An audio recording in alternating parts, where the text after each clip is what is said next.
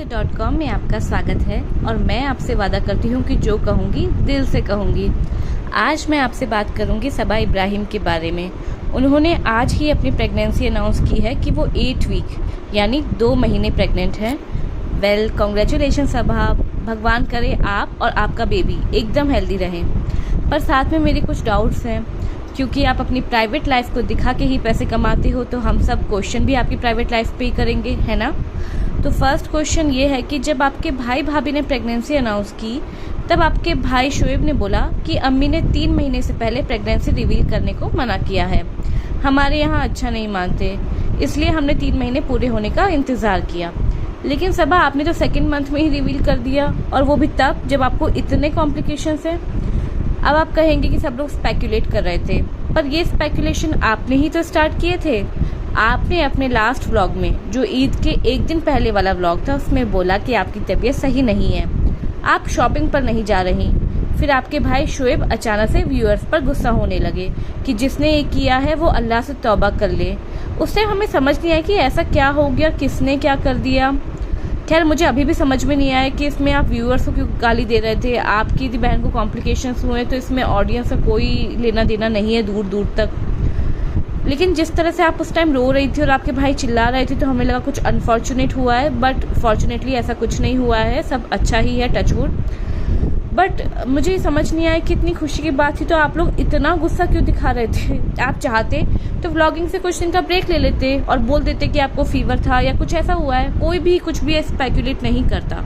एक बात मैं आपसे कहती हूँ कि बिना आग के धुआं नहीं उठता। सेकंड क्वेश्चन मेरा ये है कि आपने कहा कि आपको ब्लीडिंग हो रही है, डॉक्टर ने आपको कंप्लीट बेड रेस्ट पे बोला है।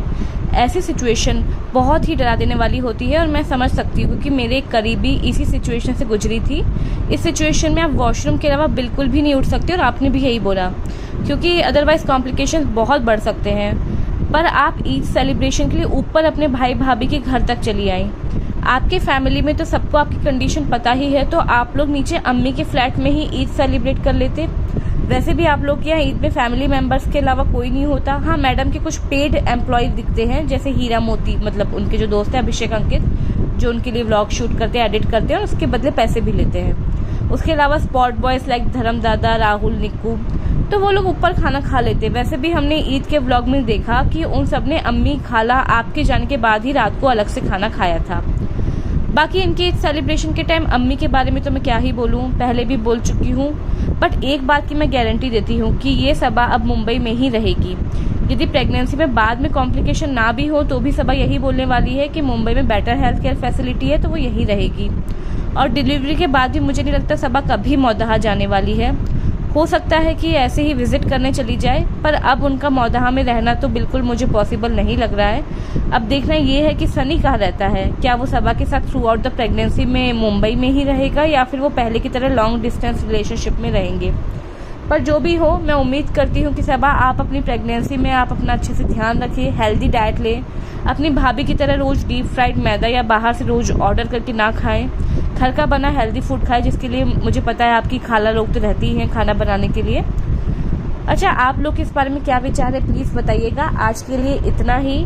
यदि ये वीडियो अच्छा लगा हो तो please like, share and subscribe. Bye, take care.